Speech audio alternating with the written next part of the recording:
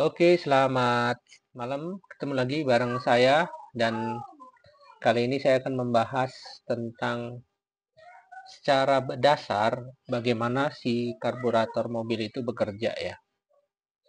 Jadi seperti yang terlihat di gambar, ini adalah salah satu contoh mesin mobil yang masih menggunakan sistem karburator untuk mensuplai bahan bakar ke intake manifold ya.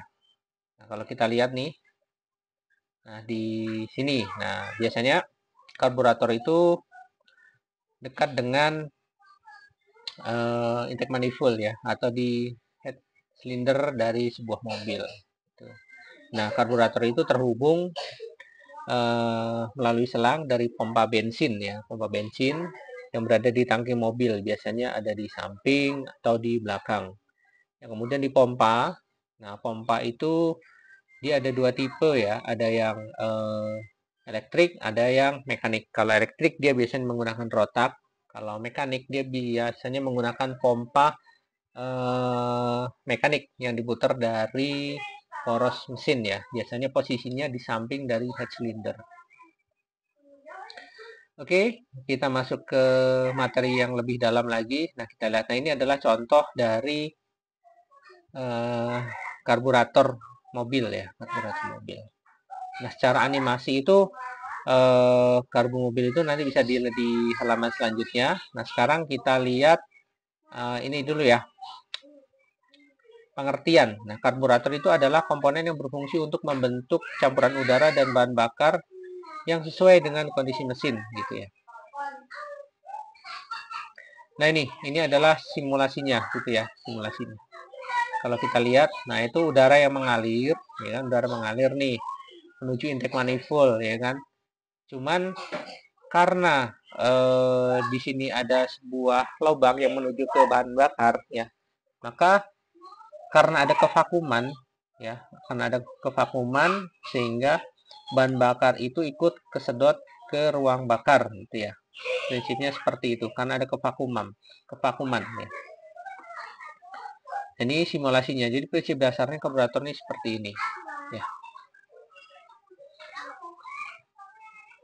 Jadi ada udara yang kesedot dari intake manifold karena kevakumannya tinggi, maka jalur-jalur lain selain dari input karburator ya, yang dari apa namanya itu filter, akan ada bahan-bahan lain yang tersedot ke intake manifold karena kevakumannya tinggi gitu ya. Nah, ini sehingga bahan bakar itu tercampur dengan udara. Nah, sistem utama pada karburator itu adalah yang pertama itu ada pelampung, kemudian ada sistem idle atau stasioner, kemudian sistem putaran rendah, kemudian sistem putaran tinggi, kemudian sistem akselerasi, kemudian sistem tenaga power, itu biasanya power jet ya, orang nyebutnya power jet, dan yang terakhir adalah sistem choke. Nah, choke ini biasanya berfungsi untuk menutup aliran udara dari input venturi sehingga bensin yang masuk ke intake manifold itu akan lebih kaya. Jadi ini ya sistem-sistemnya ya. Nah, pertama kita ke sistem pelampung. Ya. Bisa dilihat di sini ada gambar pelampung, ya, ada gambar pelampung. Nah, pelampung ini fungsinya apa? Fungsinya adalah menutup dan membuka suplai BBM yang menuju ke penampungan bensin, gitu ya. Jadi ketika level bensinnya sudah cukup, maka dia akan tertutup. Ketika level bensinnya berkurang, maka dia akan kebuka. Nah, di sini ada yang dilingkari warna merah. Itu adalah sebuah pen ya, pen yang berfungsi untuk menutup ataupun membuka aliran bensin dari pompa menuju penampungan sementara di karburator. Ini adalah prinsip dasar dari pelampung. Biasanya nih teman-teman nih kalau misalkan mobilnya suka banjir gitu ya, banjir berarti di sini ada kesalahan nih, biasanya setelan dari pelampungnya itu terlalu kebuka. Nah, kemudian yang kedua itu adalah sistem kecepatan idle atau stasioner atau langsam. Nah, langsam. Nah, sistem langsam itu kita lihat ya, di sini ada namanya idle make sure adjusting screw. Nah, ini fungsinya adalah untuk menyetel idle RPM ya, idle RPM. Nah, biasanya orang-orang atau montir itu menyebutnya dengan setelan angin-angin. Ya, sebenarnya ini adalah sebuah skrup yang berfungsi untuk mengatur seberapa besar bensin yang mengalir ke intake manifold gitu ya. Nah, jalurnya itu biasanya dia melalui main jet. Nah, main jet itu ini ya, spuyer primer. Kalau di mobil itu spuyer primer. Di video saya sebelumnya itu ada namanya spuyer primer dan spuyer sekunder ya. Kemudian melalui main jet atau spuyer primer, nah dia masuk ke slow jet. Nah, slow jet ini adalah spuyer stasioner. Biasanya di mobil Kijang, kemudian di mobil Verosa itu ada spuyer stasioner. Jadi di sini bensin dicampur dengan udara ya. Kemudian dialirkan dari spuyer stasioner ke solenoid. Nah, solenoid ini berfungsi untuk membuka ataupun menutup dari aliran BBM. Nah, biasanya itu kalau misalkan mobil kalian ada yang nggak mau langsam gitu ya. Nah, coba cek solenoidnya dia masih berfungsi atau enggak. Nah, berfungsi atau enggaknya biasanya kalau dikasih tegangan dia akan bunyi cetek, dilepas cetek gitu ya. Dia semacam switch ya, yang berfungsi untuk membuka menutup saluran bensin. Kemudian selanjutnya dari solenoid itu bensin kembali dicampur dengan udara ya. Kemudian dialirkan menuju idle port. Nah, idle port itu saluran angin. Nah, di sini biasanya kalau kita nyetel langsam itu suka diputer-puter tuh, diputer-puter. Biasanya kalau orang menyebutnya kalau diputer ke kanan, kalau mau mati putar ke kiri gitu. Nah, itu ini istilahnya ya. Jadi semakin dibuka ke kiri itu kan lubangnya semakin besar, maka bensin yang mengalir itu akan lebih banyak ke ruang bakar sehingga stasioner akan menjadi naik. Tapi yang harus diperhatikan adalah selain dari setelan angin yang diputar, tentunya setelan gas juga harus diputar nih karena kadang campuran antara bensin dan udara itu tidak pas gitu ya, sehingga perlu diberi udara sedikit dari setelan gasnya gitu ya. Sini. Nah, inilah prinsip utama dari sistem idle atau stasioner ya. Kemudian yang kedua adalah sistem kecepatan rendah. Nah, jadi kalau kecepatan rendah itu biasanya bekerja pada RPM 1000 sampai dengan 1500. Nah, pada saat RPM 1000 sampai dengan 1500, maka bensin itu mengalir melalui slow port. Nah, kalau kalian buka, itu biasanya di samping koin, scap, itu ada lubang kecil ya. Nah, itu adalah slow port gitu ya. Slow port itu fungsinya adalah untuk kecepatan rendah ya, atau RPM rendah dari bisa 1000, pokoknya maksimal di 1500. Prinsipnya sama ya. Kalau untuk kecepatan rendah itu prinsipnya sama dengan kecepatan ini ya, idle. Dia tetap dari main jet, kemudian masuk ke slow jet atau spuyer stasioner, kemudian ke solenoid dan mengalir ke slow port gitu. Jadi kalau kalian lagi nyetel karburator, kalau misalkan RPM atau kecepatan rendahnya bermasalah, berarti bisa dicek di solenoidnya atau di spuyer stasionernya ya, spuyer stasioner. Biasanya spuyer stasioner itu ukurannya 50. Kalau di mobil Verosa itu 50. Gitu ya. Nah, kemudian kita masuk di sistem kecepatan tinggi. Nah, sistem kecepatan tinggi itu adalah ketika pedal gas diinjak dengan penuh, atau artinya dengan lebih dari diinjak dengan lebih banyak ya dari sedikit gitu ya. Nah, ketika pada kecepatan tinggi, bensin itu tidak mengalir lagi melalui slow port ya, slow port, tapi dia melalui venturi. Nah, venturi itu biasanya posisinya dekat dengan masuk udara dari mulut karburator. Kalian bisa lihat kalau misalkan filter udara dibuka, digas gede, nah itu keluar bensin dari semacam pipa. Nah, itu adalah pipa venturinya ya. Nah, ini untuk sistem kecepatan tingginya nih di sini. Jadi kalau kecepatan tinggi itu bensinnya biasa melalui main jet atau spuyer primer, kemudian akan langsung masuk ke venturi. Nah, kenapa dia masuk ke keluarnya lewat venturi, kok nggak lewat slow port ataupun idle port?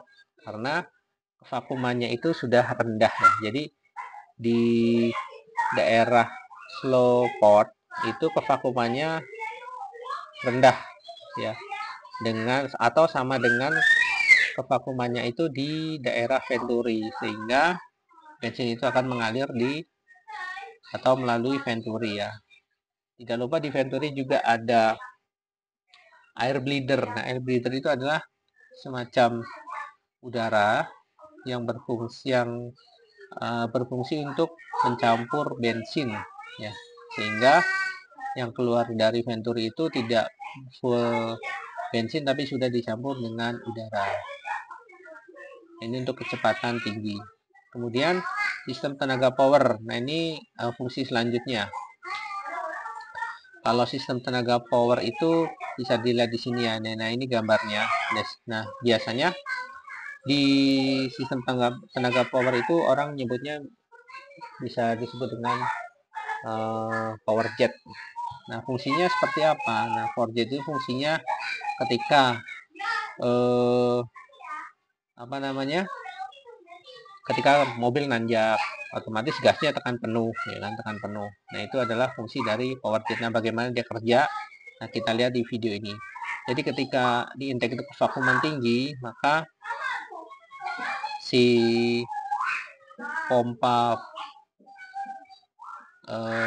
power piston itu dia akan menekan si valve yang ada di penampungan bensin, sehingga bensin yang mengalir itu hanya melewati spuyer primer ya, spuyer primer. Tapi ketika gas diinjak full, maka kevakuman rendah nih di intake manifold gitu ya, karena kan RPM-nya juga rendah kan kalau nanjak. Maka yang terjadi adalah si piston power jet ini akan mendorong solenoid yang ada di ini penampungan bensin sementara, sehingga bensin itu tidak hanya mengalir melalui main spuyer tapi juga melalui jalur power ini ya, power valve-nya gitu ya, sehingga apa yang terjadi? Nah, yang terjadi adalah aliran bensinnya jadi lebih kaya gitu. Kalau misalkan kita pakai spuyer primer 100, kemudian spuyer yang ada di power itu 50, otomatis bensin yang mengalir itu adalah berukuran 150 ya, spuyernya gitu. Yang terjadi apa? Bensin kaya, otomatis mobil lebih menjadi bertenaga gitu ya. Jadi ada dua jalur bensin yang mengalir. Nah, ini adalah cara kerja power jet. Nah, kemudian ini yang selanjutnya adalah fungsi dari pompa akselerasi. Nah, pompa akselerasi itu ketika pedal gas diinjek, maka bensin itu akan muncrat ya, atau langsung keluar dari pompa akselerasi. Nah, di video saya yang sebelumnya itu ada juga di mana posisi pompa akselerasi. Nah, ketika pedal gas diinjek, maka bensin itu akan terpompa sehingga akan mengalir ke venturi ya, venturi sebelah venturi atau di jalur pompa jet. Nah, di situ kan saya bilang ada GO3, GO3. Nah, ini GO3-nya nih. Atau orang bahasa Inggrisnya sebutnya itu outlet steel ball. Ya, ini adalah GO3-nya yang berfungsi untuk menutup ataupun membuka dari power jet. Jadi kalau mobil teman-teman misalkan pagi-pagi susah hidup nih, susah hidup pagi-pagi, susah hidup gitu ya, di starter nggak lama nggak nyala, dikocok-kocok juga mau hidup, bisa jadi pompa pompa akselerasinya ini bermasalah gitu ya. Coba dibuka filternya, kemudian dikocok-kocok, ya kan? Ada bensin nggak yang keluar dari daerah venturi? Biasanya nembak trot-trot gitu ya. Gitu. Nah ini, nah, kalau misalkan tidak ada bensin, sudah dipastikan bahwa pompa akselerasinya bermasalah. Nah ini cara kerjanya. Ketika ditekan, dia pompa, maka bensin akan keluar ke venturi ya, atau di lubang pompa jet.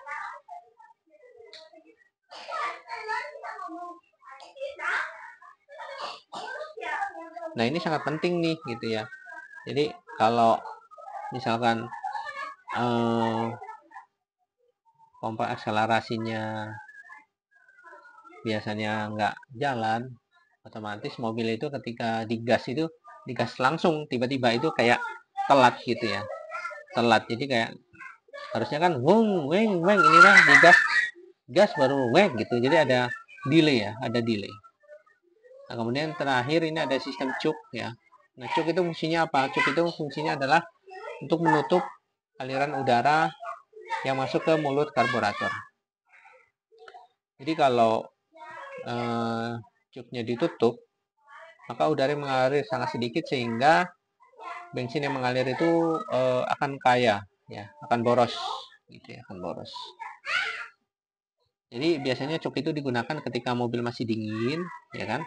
Mobil dingin itu kan pasti butuh suplai BBM banyak, sehingga perlu dilakukan penutupan cuknya sehingga bensin yang mengalir itu akan lebih banyak. Nah bensin itu biasanya mengalir dari venturi walaupun dalam posisi idle ya, atau kecepatan rendah gitu ya, karena kevakumannya itu berada di venturi gitu, sehingga bensin itu akan mengalir di venturi. Oke guys, jadi itulah tadi penjelasan tentang sistem karburator gitu ya. Jadi sebenarnya ada sih tambahannya, cuman di video ini nggak ada gitu. Jadi tambahannya adalah ketika di kecepatan tinggi. Nah kecepatan tinggi itu kan ketika RPM-nya tinggi gitu, otomatis skep dari sekunder itu akan ngebuka. Nah, skep ngebuka. Nah ngebuka itu biasanya karena kevakuman tinggi di daerah mulut karburator gitu ya. Cuman di video tadi tidak ada gitu ya, jadi tidak saya bahas. Tapi di video-video saya sebelumnya itu ada ya, ada penjelasan tentang skep sekunder dan skep primer. Oke, sekian video dari saya. Kalau sekiranya bermanfaat, silahkan like, share, dan komen videonya. Jangan lupa subscribe. Oke, sampai ketemu di video-video selanjutnya. Untuk teman-teman yang mungkin kurang jelas, bisa langsung komen di kolom komentar. Oke, sampai ketemu di video selanjutnya. Bye bye.